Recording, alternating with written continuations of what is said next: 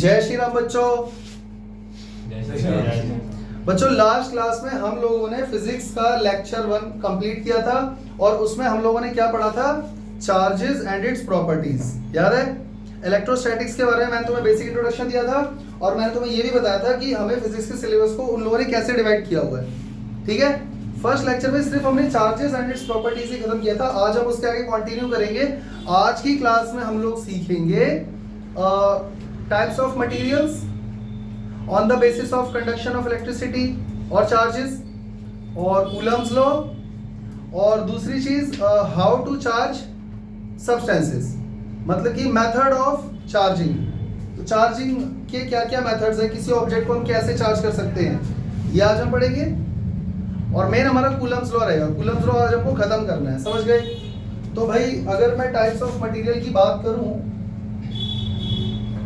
Types of material on the basis of conductivity, on the basis of conduction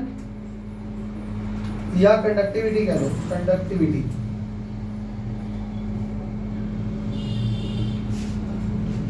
तो कितने type के substance है हमारे पास? Number 1 conductors.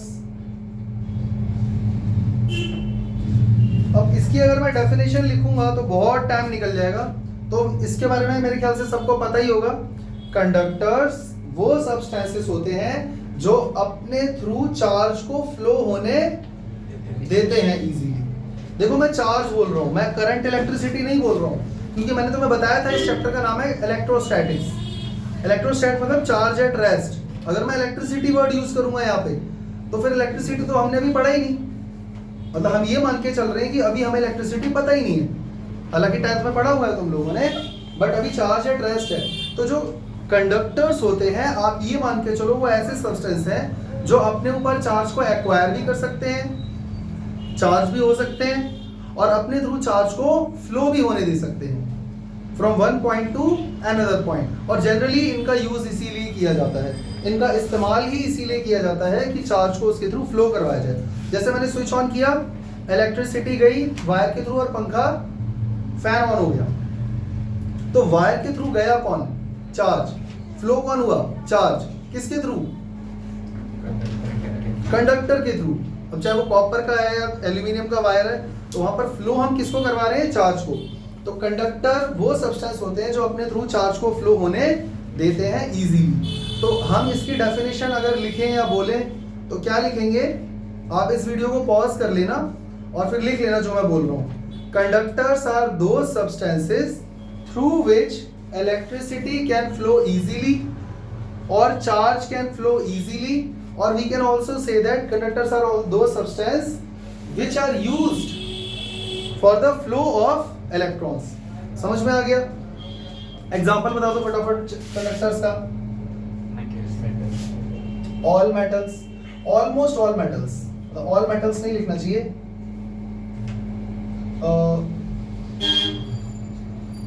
Aluminium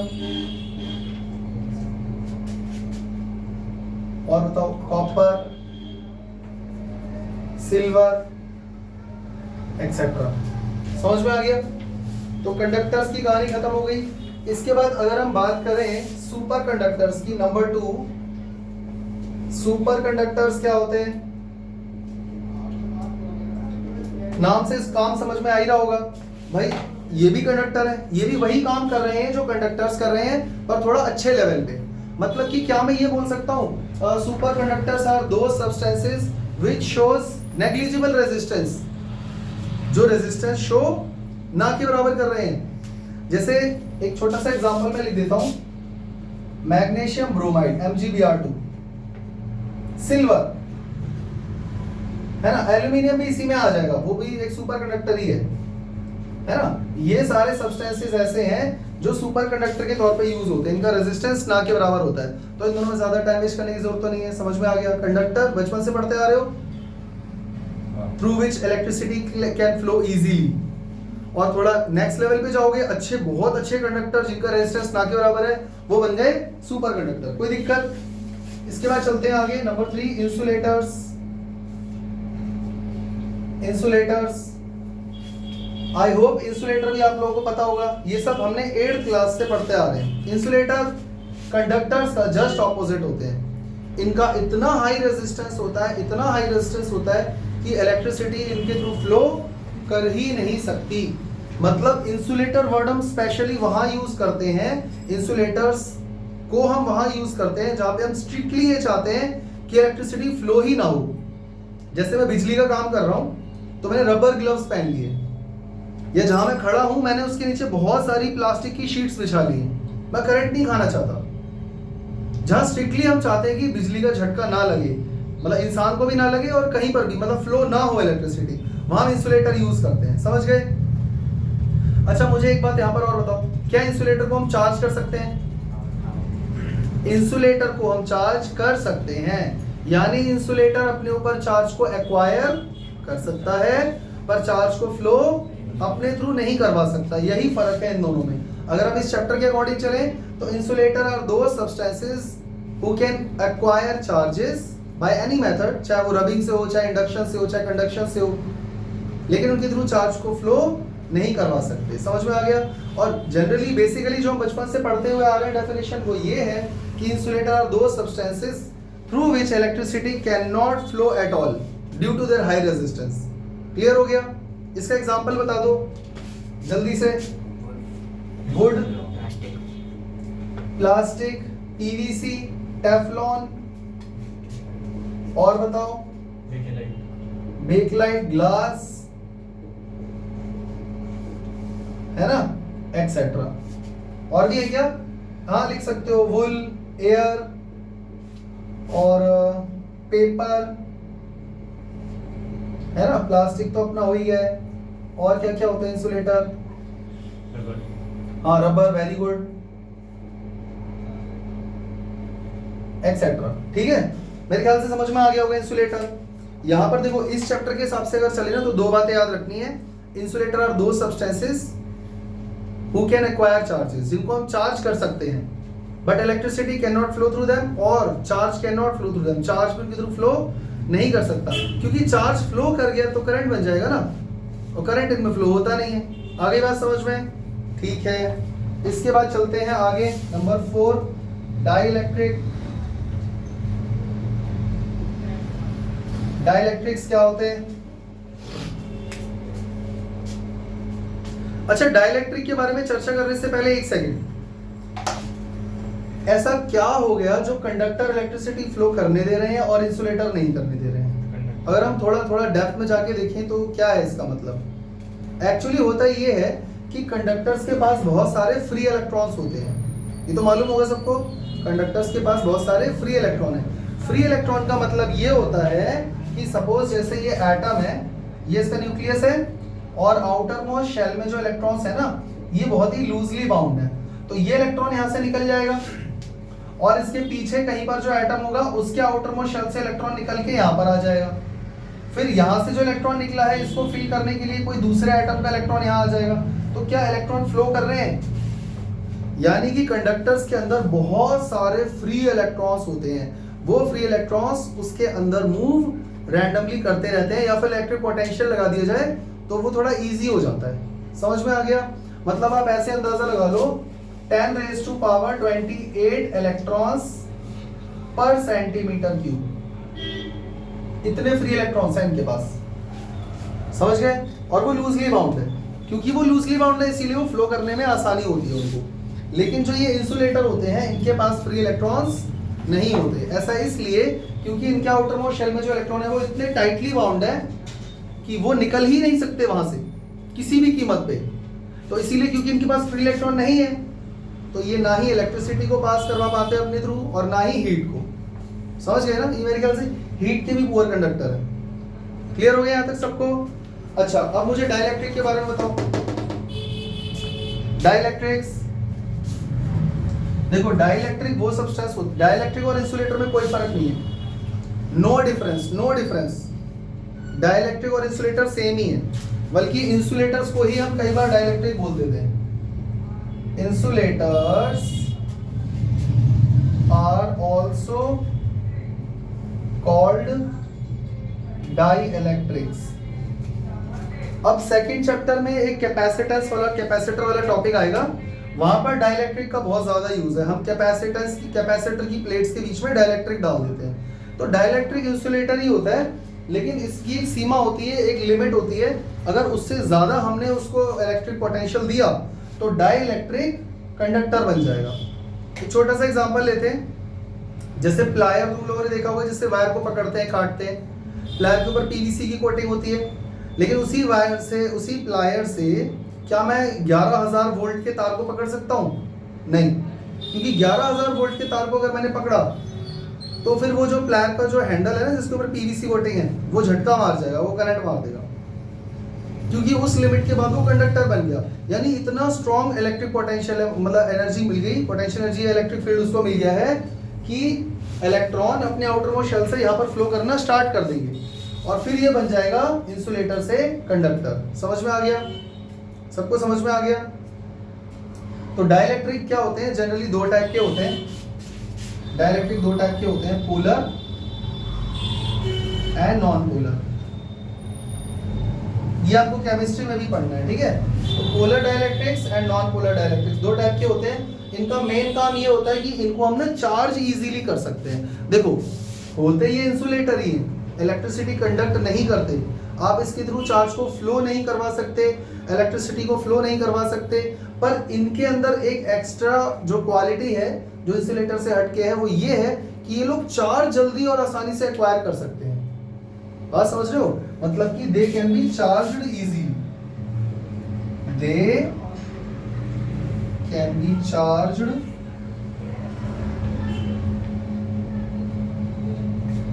easily, charge acquire कर सकते हैं बिना कंडक्टिविटी शो करे। समझ में आ गया? कंडक्टर नहीं है, चार्ज एक्वायर कर लेंगे। और मेरे ख्याल से कितने हो गए? 1 2 3 4 5, एक और पढ़ लेते हैं। और सेमी कंडक्टर, सेमी कंडक्टर्स। बच्चों नाम से क्या समझ में आ रहा है? सेमी कंडक्टर से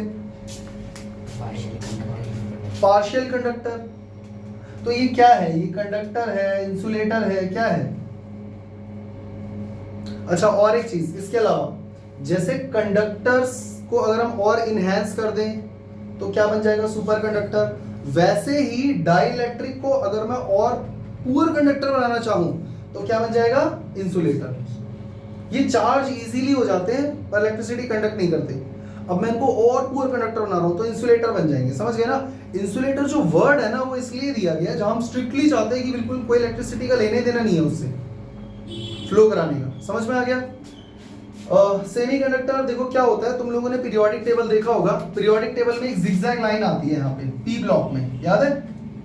उसके साथ जितने भी एलिमेंट्स जुड़े हुए हैं वो सारे क्या है? मेटलॉइड्स। वो सारे क्या है? मेटलॉइड्स। तो वही सेमी कंडक्टर होते हैं, और उनमें से जो सबसे ज्यादा यूज होता है वो होता है सिलिकॉन और जर्मेनियम। सिलिकॉन और जर्मेनियम। देखो वैसे बहुत सारे टाइप के सेमीकंडक्टर होते हैं। अगर मैं उसका क्लासिफिकेशन यहाँ लिखूंगा 15-20 मिनट चले जाएंगे। उसके लिए पूरा का पूरा एक सेपरेट चैप्टर है, लास्ट चैप्टर तुम्हारे सिलेबस का, सेमीकंडक्टर एंड डिवाइसेस। वहां हमें डिटेल में पढ़ना है। लेकिन अभी मैं ये बता देता हूँ कि सेमीकंडक्टर जो नेचुरल सेमीकंडक्टर हैं वो सिलिकॉन और जर्मेनियम होते हैं। समझ गए? और इनके बारे में भी बता देता हूँ, ये ना ही बहुत पुअर कंडक्टर है इंसुलेटर की तरह, और ना ही ये बहुत अच्छे कंडक्टर हैं कंडक्टर्स की तरह। ये उनके बीच में है।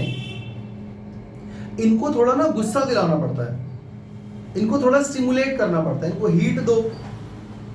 ये इन दोनों के बीच में है, कंडक्टर और इंसुलेटर की बीच की वैल्यू ये शो कर रहे हैं। कंडक्टिविटी की, रेजिस्टिविटी की, ये दोनों इन दोनों के बीच में, इंसुलेटर और कंडक्टर के बीच में आते हैं। तो इनको थोड़ा सा ना स्टिमुलेट करना पड़ता है, या तो इनको हीट देनी पड़ती है या पोटेंशियल डिफरेंस स्ट्रॉन्ग देना पड़ता है। तो ये क्या बन जाते हैं? कंडक्टर बन जाते हैं। समझ में आ गया? इनको बोलते हैं सेमी कंडक्टर, और इनका बहुत बड़ा रोल है। ये जितने भी हमारे इलेक्ट्रॉनिक डिवाइसेस आ रहे हैं उन सब के अंदर सेमी कंडक्टर यूज होते हैं। सबको यहाँ तक की कहानी समझ में आ गई? कोई पूछना चाहता है कुछ?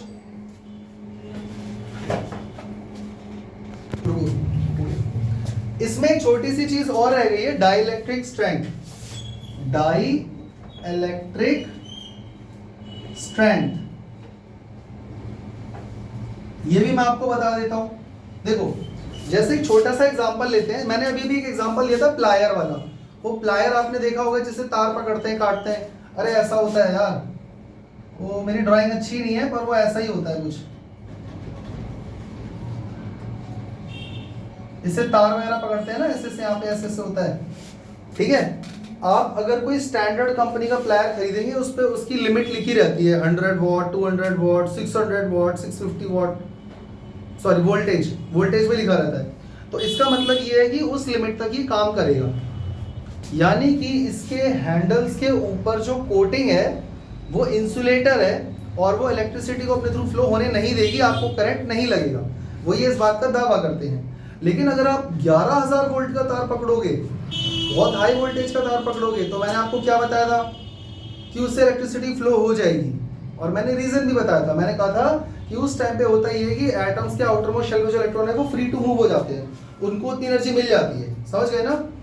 तो डाइलेक्ट्रिक स्ट्रेंथ क्या है, ये वो एक ऐसी लिमिट है वोल्टेज की या इलेक्ट्रिक फील्ड की कि अगर उससे ज्यादा वोल्टेज अगर मैंने उसको दे दिया इंसुलेटर को या डाइलेक्ट्रिक को, तो वो क्या बन जाएगा, क्या बन जाएगा, कंडक्टर। यानी dielectric strength is the maximum value of electric voltage और electric field up to which it remains insulator and beyond that it converts into conductor. सबको समझ में आ गया। डाइलेक्ट्रिक स्ट्रेंथ क्या है, the maximum electric field an insulator can withstand without becoming a conductor. Dielectric strength एक वो maximum value है जिस तक ये इंसुलेटर रहते हैं या फिर डाइलेक्ट्रिक रहते हैं, और उससे ज्यादा अगर वैल्यू आपने दे दी वोल्टेज की तो वो क्या बन जाएंगे, कंडक्टर। समझ में आ गया, ठीक है। अब हम लोग पढ़ने जा रहे हैं मेथड्स ऑफ चार्जिंग। जैसे मान लो मुझे किसी चीज को चार्ज करना है, किसी बॉडी को मुझे चार्ज करना है, तो मेरे पास क्या क्या मेथड है उसको चार्ज करने के। तो हम पढ़ने जा रहे हैं methods of charging a body. तो देखो सबसे पहला और सबसे आसान मेथड है रबिंग, फ्रिक्शन या फिर कंडक्शन, हाँ ठीक है, रबिंग, चार्जिंग बाय रबिंग। देखो मैं इसमें भी बहुत ज्यादा नहीं लिखने वाला हूं क्योंकि इससे तुम्हारा टाइम वेस्ट होगा, और जो वीडियो देख रहे हैं वो वीडियो को पॉज कर करके वो सारी बातें लिख सकते हैं जो मैं बोल रहा हूं। जरूरी चीजें मैं यहाँ पे लिख दूंगा। और एक बात, बोर्ड एग्जाम में ये बेसिक और बचकानी चीजें नहीं पूछी जाती हैं। ये तो तुम्हें इसलिए समझाया जा रहा था कि तुम्हारी मेंटल एबिलिटी थोड़ी बढ़े और तुम्हें समझ में आएगी एक्चुअली चीजें चार्ज हो कैसे रही, ठीक है। तो ये बिल्कुल भी टाइम वेस्ट करने वाला टॉपिक नहीं है। रबिंग और फ्रिक्शन से हम कैसे किसी बॉडी को चार्ज करते हैं वो मैं आपको समझाने जा रहा हूँ, ध्यान से सुनो। छोटी क्लास में तुम लोगों ने गेम खेला था, पेपर के छोटे छोटे टुकड़े फाड़े, डेस्क पे रखे, और एक प्लास्टिक की स्केल होती थी, उसको सर से घिसते थे, याद है, और वो पेपर ऐसे उससे चिपक जाता था। क्या वहां पे मैग्नेट है, क्या वो ग्रेविटेशनल फोर्स है, कौन सा फोर्स है, वो है इलेक्ट्रोस्टैटिक फोर्स। समझ में आ गया। क्या प्लास्टिक की स्केल चार्ज हो गई, हाँ, यानी अब जब हम दो चीजों को रब करेंगे तो होगा ये कि एक चीज में से इलेक्ट्रॉन निकल के दूसरे सब्सटेंस के अंदर एंटर कर जाएंगे। इसका ये मतलब नहीं है कि दूसरे सब्सटेंस से इलेक्ट्रॉन उसमें नहीं जा रहे हैं, हो सकता है जा रहे हो, पर ओवरऑल एक सब्सटेंस से दूसरे में इलेक्ट्रॉन ज्यादा जा रहे हैं। तो जिसमें इलेक्ट्रॉन गया है वो हो गया नेगेटिवली चार्ज बॉडी, और जिससे इलेक्ट्रॉन निकल गया है वो हो गया है पॉजिटिवली चार्ज बॉडी। बात समझ में आ गई। किस बॉडी से इलेक्ट्रॉन निकलेगा ये कौन डिसाइड करेगा, सिंपल है, जिसका वर्क फंक्शन कम होगा, जिसके इलेक्ट्रॉन्स आउटर मोस्ट शेल में लूजली बाउंड होंगे, वहां से इलेक्ट्रॉन निकल के एक ऐसी बॉडी में चला जाएगा जहां पे इलेक्ट्रॉन टाइटली बाउंड थे। सबको समझ में आ गया, सबको समझ में आ गया। देखो मैंने तुम लोगों को नोट सेंड किए हुए हैं, आप पढ़ लेना, वहां पर ये पूरा आपको डिटेल में मिल जाएगा। तो यहाँ पर काम की चीज ये है कि यहाँ पर एक्चुअल ट्रांसफर ऑफ इलेक्ट्रॉन्स हो रहा है, बोलो हाँ, समझ गए। अच्छा, इसमें क्या दोनों बॉडी चार्ज हो जाती है, yes, both bodies become electrified कह लो या चार्ज्ड कह लो, क्या दोनों बॉडी पे सेम अमाउंट ऑफ चार्ज आता है? यस, अमाउंट ऑफ चार्ज तो सेम ही आएगा ना। जैसे एक बॉडी से 10 इलेक्ट्रॉन उधर गए तो उस पर -10 यूनिट्स का चार्ज आया, इधर +10 आया, यानी अमाउंट यानी मैग्नीट्यूड ऑफ चार्ज सेम रहने वाला है। Magnitude of charge remains same. अच्छा, क्या दोनों पर पोलैरिटी सेम रहने वाली है? नहीं, एक पर नेगेटिव चार्ज है, एक पर पॉजिटिव चार्ज है, यानी कि polarity of charge on two bodies is different. अच्छा बच्चों, क्या यहाँ पे मास में भी कोई चेंज आएगा? हाँ, जिस बॉडी से इलेक्ट्रॉन निकला है, इलेक्ट्रॉन का भी मास होता है, याद रखना। मान लो ऐसे 100 इलेक्ट्रॉन निकल के इसमें चले गए, तो जिस बॉडी से इलेक्ट्रॉन का लॉस हुआ है, क्या उसका मास घट नहीं गया? और जिस बॉडी में इलेक्ट्रॉन एंटर हो गए, वो बॉडी पे थोड़ा सा मास बढ़ जाएगा। यानी कि क्या यहाँ पर ट्रांसफर ऑफ मास हुआ है? बोलो हाँ। समझ में आ गया? ट्रांसफर ऑफ मास ये बात कंफर्म करता है कि law of conservation of mass apply हुआ है, और मैग्नीट्यूड ऑफ चार्ज दोनों पर सेम है, ये बताता है कि law of conservation of charge follow हुआ है। सबको समझ में आ गया? तो ये एक सबसे बेसिक मेथड है दो बॉडीज को चार्ज करके रब करके चार्ज करने का। क्लियर हो गया? और ये पुराने टाइम से चलता आ रहा है। जैसे मान लो आपके पास रबर के शूज हैं और आप वुलन का कारपेट है, तो शूज के ऊपर कौन सा चार्ज आएगा? शूज और वुलन क्लोथ है, तो शूज पे नेगेटिव चार्ज आएगा, और जो वुलन का कपड़ा है या सिल्क का है उस पर पॉजिटिव आएगा। तो इसका मतलब वहां से इलेक्ट्रॉन निकल के शू पे आ गए। समझ में आ गया ना?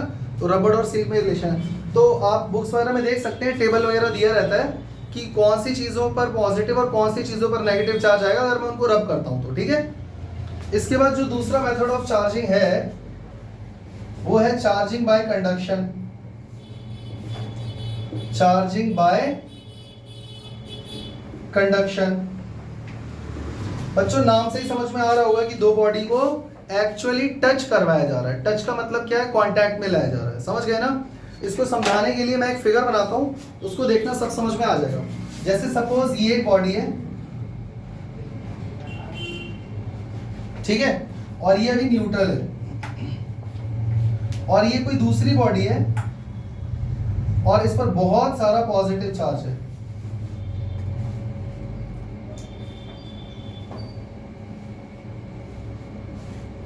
जब ये बॉडी में इससे टच करूंगा, जब इन दोनों के बीच में कांटेक्ट हो जाएगा, तब क्या होगा? चार्ज्ड बॉडी का आधा चार्ज इस न्यूट्रल बॉडी में चला जाएगा, और मान लो अगर इस पर प्लस का 100 कूलम चार्ज है, तो आधा इसमें ट्रांसफर हो जाएगा। तो कांटेक्ट होने के बाद इस पर आ जाएगा +50 और इस पर रह जाएगा +50 कूलम। सबको समझ में आ गया? सबको समझ में आ गया? बहुत ही सिंपल है, कुछ भी नहीं करना। एक बॉडी चार्ज है, एक न्यूट्रल है। चार्ज बॉडी न्यूट्रल बॉडी से जैसे ही टच करोगे, उसका आधा चार्ज इसमें चला जाएगा। ऐसा क्यों हो रहा है जरा सोचो। हम ये बात अच्छे से जानते हैं कि जो चार्ज होता है वो पूरी बॉडी पे यूनिफॉर्मली डिस्ट्रीब्यूटेड होता है। मान लो इसके ऊपर बहुत 100 coulomb positive charge uniformly distributed है और ये न्यूट्रल है, तो जैसे ही मैंने इसको इससे टच करा, अब ये पूरा एक कंप्लीट सिंगल बॉडी नहीं बन गया। अब जैसे ये कंप्लीट सिंगल बॉडी बन जाएगा, चार्ज पूरे पे इक्वली डिस्ट्रीब्यूट हो जाएगा, और फिर वापस से अलग करूंगा तो कितना हो जाएगा? 50। नहीं आया समझ में? आ गया समझ में? अब कुछ बच्चे ये सोच रहे होंगे, सर जैसे ही इसको इससे टच करेंगे, आप बोल रहे हो कि पॉजिटिव चार्ज उस पर जाएगा, पर प्रोटॉन तो फ्लो ही नहीं करता। सवाल तो यही है ना, फ्लो तो इलेक्ट्रॉन करता है, तो ये पॉजिटिव चार्ज कैसे चला गया? मैं बताता हूं। जैसे हमने इसको इससे टच करा ना, ये दोनों बन गए सिंगल बॉडी। इस पर पॉजिटिव चार्ज का मतलब क्या है? इसमें इलेक्ट्रॉन कम है, तो यहां से इलेक्ट्रॉन निकल के इसमें चले जाएंगे। आया समझ में? और जब इलेक्ट्रॉन निकल के इसमें चले जाएंगे इस बॉडी में, तो दोनों का चार्ज बराबर हो जाएगा का मतलब समझ गए ना, इलेक्ट्रॉन इस वजह से ट्रांसफर हुए हैं ताकि वो पूरा ओवरऑल बैलेंस हो जाए, चार्ज दोनों पे बराबर आ जाए। आई होप समझ में आ गया होगा। और अगर इस पे नेगेटिव चार्ज होता तो इसका मतलब क्या है, इसके पास ज्यादा इलेक्ट्रॉन है और इस न्यूट्रल बॉडी से जैसे ही टच करोगे आधे इलेक्ट्रॉन उसमें चले जाएंगे, दोनों पे इक्वल नेगेटिव चार्ज हो जाएगा। कोई दिक्कत, समझ में आ गया। तो यहाँ पर काम की चीज बताओ जल्दी क्या हुई, तुम्हें समझ में आया? ठीक है, तो इसमें हुआ ये कि both bodies get equal charge in magnitude.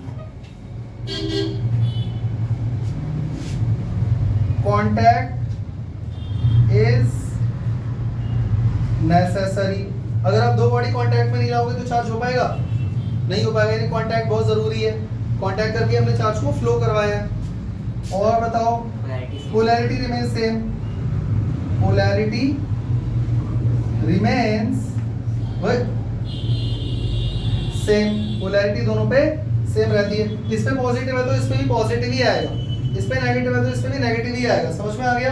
Polarity same रहती है। और बताओ, क्या यहाँ पे ट्रांसफर ऑफ मास हुआ है?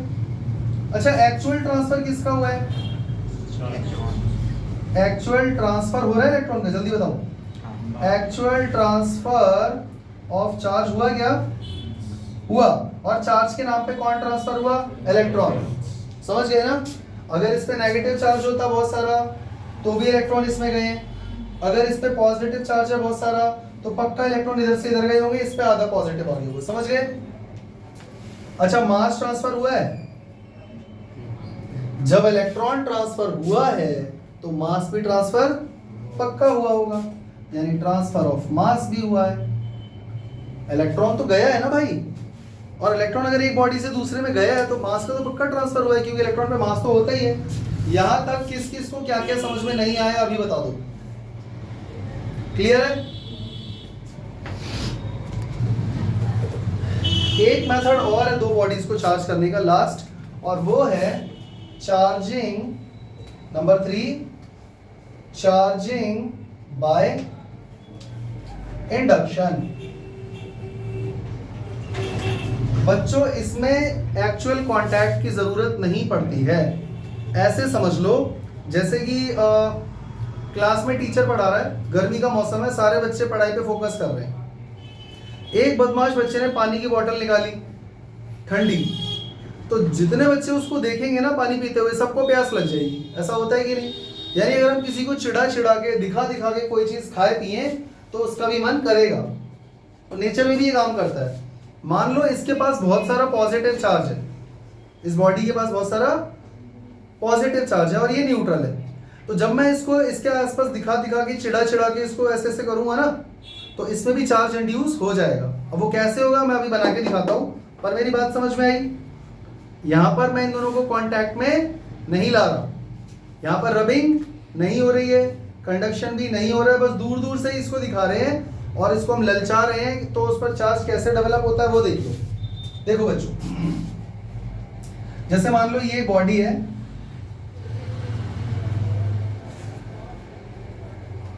और ये भी न्यूट्रल है, ठीक है, और ये कोई दूसरी बॉडी है,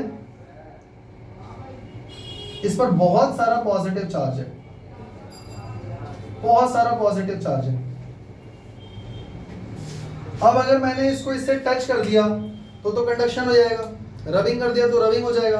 अब मैं इसको इससे टच नहीं कर रहा हूं, बस ये खाली इसको यहां से ऐसे ऐसे ऐसे ऐसे दिखा रहा हूं, ऐसे पास ला रहा हूं, कभी दूर ले जा रहा हूं, ऐसे ऐसे ऐसे ऐसे, मतलब इसको दिखा दिखा के चिढ़ा चिढ़ा के बोल रहा हूं कि देख मेरे पास बहुत सारा पॉजिटिव चार्ज है। तो बच्चों खुद सोचो, अगर ये न्यूट्रल है तो न्यूट्रल का मतलब है जितना पॉजिटिव चार्ज है उतना ही नेगेटिव चार्ज है, नो डाउट। ये पॉजिटिव चार्ज इसके अंदर प्रेजेंट पॉजिटिव चार्ज को क्या करेगा? रिपेल। तो जब रिपेल करेगा तो यहां पर कौन सा चार्ज एक्वायर हो जाएगा? सारा पॉजिटिव चार्ज रिपेल होकर इधर आ जाएगा, और ये पॉजिटिव चार्ज इसके अंदर प्रेजेंट नेगेटिव चार्ज को क्या करेगा? अट्रैक्ट करेगा, तो यहाँ पे बहुत सारा नेगेटिव चार्ज आ जाएगा। यहां तक कोई डाउट? अब आप क्या करो, ये जो स्टिक है, जो भी चार्ज बॉडी है, इसको यहीं पे रखना है, हटाना नहीं है। अगर हटा लोगे तो ये वापस से मर्ज होके न्यूट्रल हो जाएगा, तो इसको आपको उसको दिखाते रहना है। और इधर मैंने क्या करा, जल्दी से चुपके से अर्थिंग कर दी। क्या कर दी? अर्थिंग से क्या हुआ कि इसका कुछ चार्ज, सारा नहीं, कुछ चार्ज पॉजिटिव वाला यहां से हट गया, और जैसे ही मैंने अर्थिंग करी ये भी हटा दिया। समझ गए? तो फिर ये क्या हो जाएगा? Negative charge. अब इसके पास सिर्फ नेगेटिव चार्ज यहाँ पर बचेगा, और ना ही अब इधर ये है चार्ज स्टिक और ना ही अर्थिंग हो रही है, तो ये नेगेटिव चार्ज पूरे में डिस्ट्रीब्यूट हो जाएगा। तो क्या ये बॉडी चार्ज हो गई? तो एक मेथड ये भी है। समझ में आया? यहाँ पर ट्रांसफर ऑफ इलेक्ट्रॉन हुआ। देखो ट्रांसफर ऑफ इलेक्ट्रॉन तो हुआ है, बताता हूं कैसे। बॉडी टू बॉडी तो चार्ज फ्लो नहीं हुआ है, पर क्योंकि अर्थिंग हुई है तो कहीं ना कहीं तो चार्ज फ्लो हुआ है। पर हाँ ये कह सकते हैं कि बॉडी टू बॉडी इलेक्ट्रॉन या चार्ज ट्रांसफर नहीं हुआ है। तो जब इलेक्ट्रॉन ही ट्रांसफर नहीं हुआ तो मास का भी ट्रांसफर नहीं हुआ। ठीक है, पर ये भी एक मेथड है दो बॉडीज को चार्ज करने का। ठीक है, अब हम लोग स्टार्ट करने जा रहे हैं इस चैप्टर का बहुत ही इंपॉर्टेंट टॉपिक जिसका नाम है कूलम्ब्स लॉ। तो बच्चों ध्यान से सुनना। कूलम्ब्स लॉ, जैसे तुम लोगों ने universal law of gravity, Newton's universal law of gravitation पढ़ा था, उसमें तुम लोगों ने देखा था कि दो मासिव बॉडीज के बीच में हमेशा अट्रैक्शन लगता है, and that force is equal to capital G product of two masses divided by square of the distance between the two bodies. सही है? सेम वही कॉन्सेप्ट यहां पर लगेगा दो चार्ज बॉडीज के बीच में। समझ में आ गया? दो चार्ज बॉडीज के बीच में क्या लगता है, अट्रैक्शन या रिपल्शन? वो डिपेंड करता है उनके नेचर पे। अगर दोनों लाइक चार्जेस है तो रिपल्शन, दोनों अनलाइक है तो अट्रैक्शन। No doubt. अनलाइक, दोनों अनलाइक का मतलब क्या होता है? एक के रिस्पेक्ट में दूसरा अनलाइक होगा ना। अनलाइक चार्जेस के बीच में क्या होगा? अट्रैक्शन। लाइक चार्जेस के बीच में रिपल्शन। नहीं समझ में आया क्या? बच्चों तुम लोग कैसे कर रहे हो यार?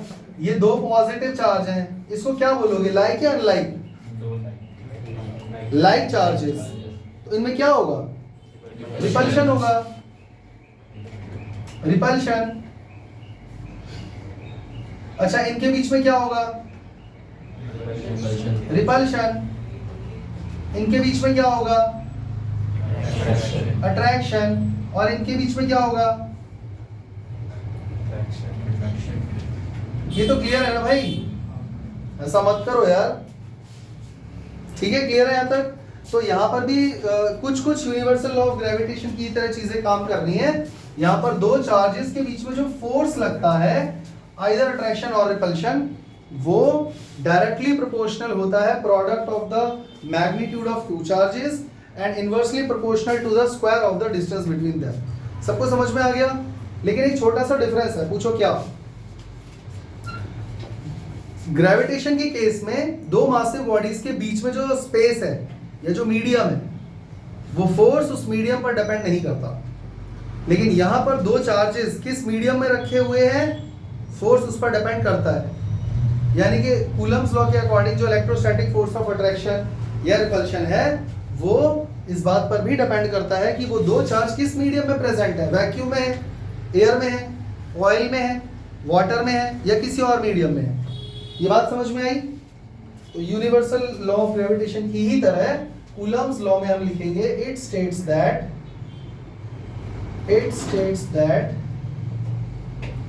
द फोर्स ऑफ अट्रैक्शन और repulsion between two charged bodies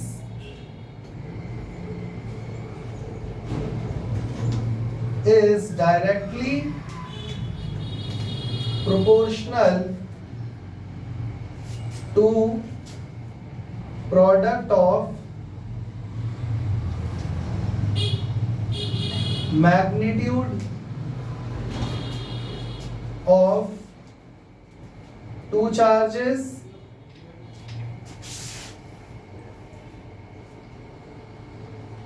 inversely proportional to square of distance between two charges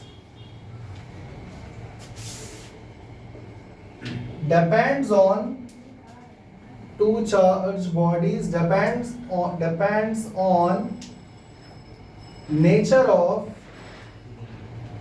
medium between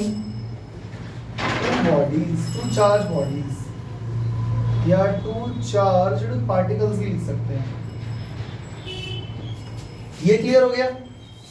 जैसे कि मान लो एक चार्ज ये रहा पॉजिटिव और एक चार्ज ये रहा पॉजिटिव, ठीक है? तो इसका नाम है A, इसका नाम है B, इस पर चार्ज है प्लस Q, इस पर भी चार्ज है प्लस Q।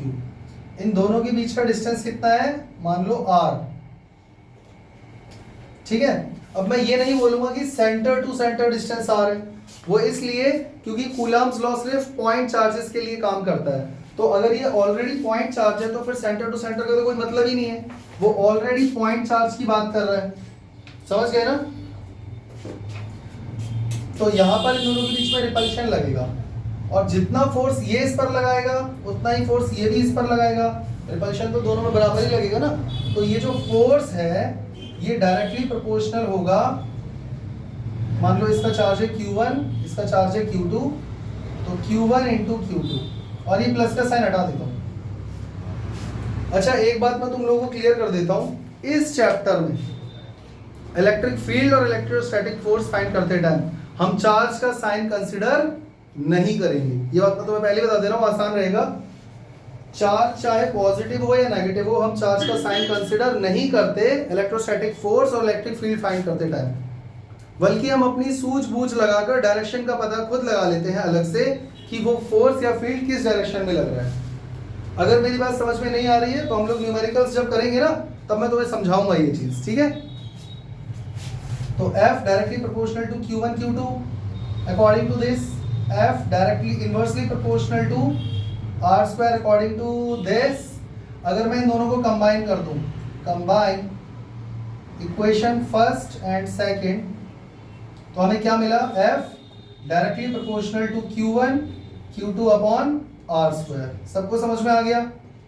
ये है तुम्हारा electrostatic force according to Coulomb's law. लेकिन हम बचपन से पढ़ते आ रहे हैं जहां भी प्रोपोर्शनैलिटी का साइन है उसको हटा के कांस्टेंट लगाना पड़ता है। तो यहां पर भी हम लगाएंगे F is equal to K Q1 Q2 upon R square. अब सवाल ये है कि K क्या होता है? What is K? तो K is constant of proportionality, constant of proportionality.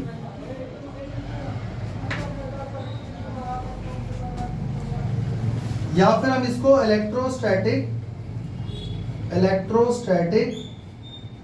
Force constant भी बोल सकते हैं। समझ गए?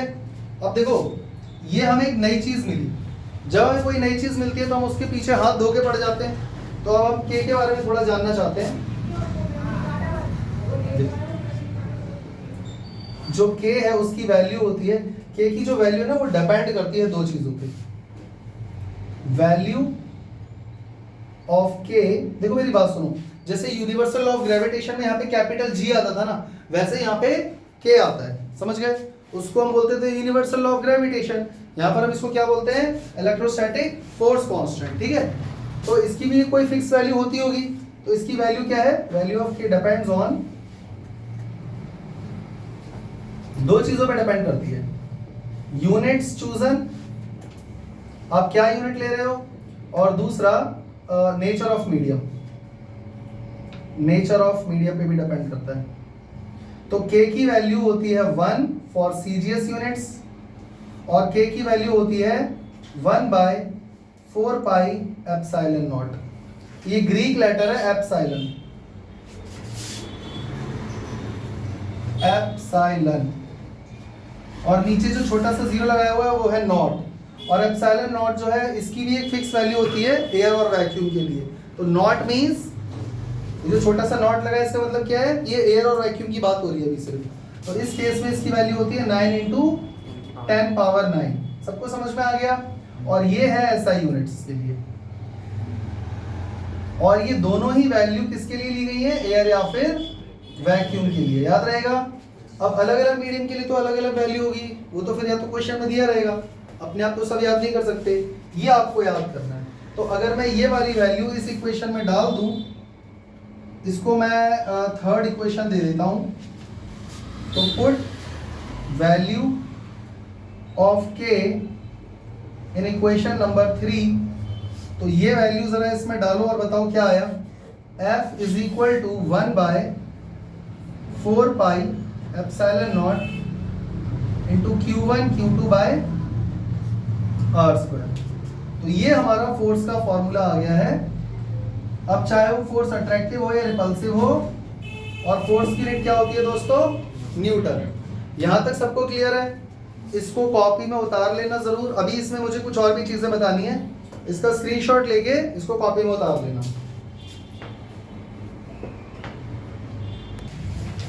अभी अभी हम लोगों ने ये फॉर्मूला डिराइव किया था, F is equals to 1 by 4 pi epsilon naught into Q1 Q2 by R square,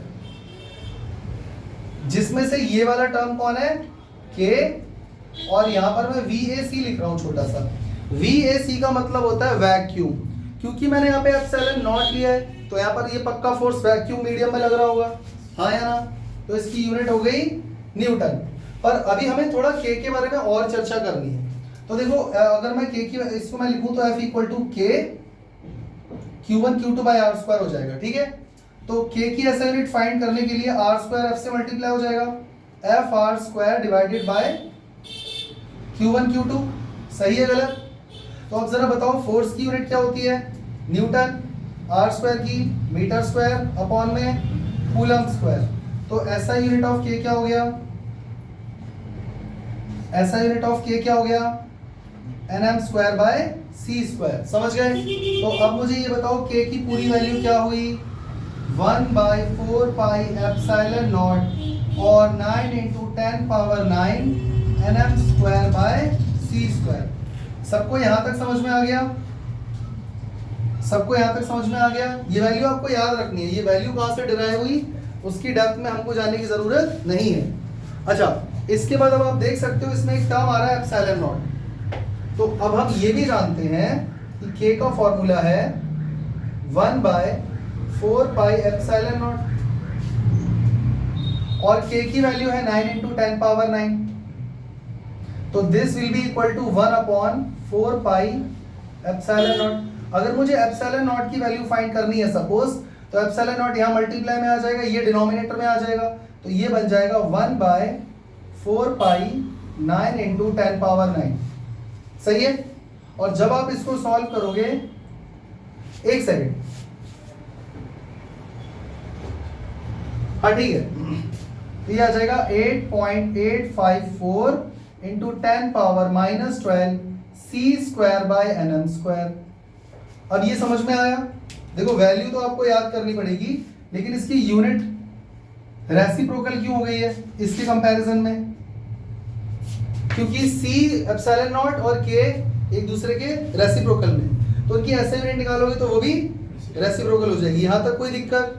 अच्छा, अगर यहां से अगर हम इसका K का एमएलटी डायमेंशन निकाले तो कैसे निकलेगा, देखो फोर्स की एमएलटी डायमेंशन होती है MLT -2, R square means L square upon में Q1 Q2। चार्ज का कितना होता है, करंट इनटू टाइम। देखो I is equal to Q by T होता है ना, तो Q is equal to IT हो जाएगा, तो Q is equal to ampere into time AT। तो चार्ज की जगह क्या आएगा, AT और एक और AT, क्योंकि Q1 Q2 दो चार्ज है। तो देखो बच्चों इसका क्या हो जाएगा, MLT dimension M1 L 2 + 1 3 T -2 और -2 -4 और A -2, ये इसकी एमएलटी डायमेंशन हो जाएगी। और अगर एप्सिलॉन नॉट की मल्टी डायमेंशन की बात की जाए तो इसका बिल्कुल उल्टा हो जाएगा, ये हो जाएगा m-1 l-3 t+4 a+4। सबको समझ में आया? कुछ गड़बड़ है? -1 -3 ये हो जाएगा, सॉरी प्लस। ठीक है, सबको क्लियर हो गया यहाँ तक? ये मल्टी डायमेंशन है इसकी एप्सिलॉन नॉट की और ये है के की। अच्छा, एप्सिलॉन नॉट को बोलते क्या है? What is this epsilon not? This is called absolute permittivity of free space. Absolute permittivity of free space. और ये जो वैल्यू हम यहां पर देख रहे हैं ये एयर या फिर वैक्यूम के लिए है। जनरली वैक्यूम के लिए ही है, पर एयर में भी ये चल जाता है काम। यहां तक सबको क्लियर हो गया? आप लोग इसका स्क्रीनशॉट लेकर कॉपी में लिख लेना, रिवाइज कर लेना, ये वैल्यूज याद कर लेना। इस फॉर्मूले से रिलेटेड जितने भी न्यूमेरिकल है आप लोग एसएल अरोरा से कर सकते हो। और हम लोग संडे को भी एक न्यूमेरिकल वाली क्लास रखने वाले हैं, तो मैं थोड़ा साइड हो जाता हूँ, इसकी फोटो ले लो पहले तो यहाँ पे हमारा कूलम्स लॉ खत्म हो जाता है और इससे रिलेटेड न्यूमेरिकल तुम सभी को एसएल अरोरा से सारे के सारे करने हैं। कोई डाउट आएगा मेरे से पूछना। और वैसे मैंने तुमको जो नोट्स भेजे हैं उसमें भी बहुत सारे न्यूमेरिकल हैं, पहले वो करना। पहले एक लेवल वाला करो, फिर नेक्स्ट लेवल पे जाना, फिर नेक्स्ट लेवल पे जाना। ठीक है, सबको समझ में आया? ठीक है बच्चों, आज के लिए इतना ही काफी है। जय श्री राम। जय श्री राम।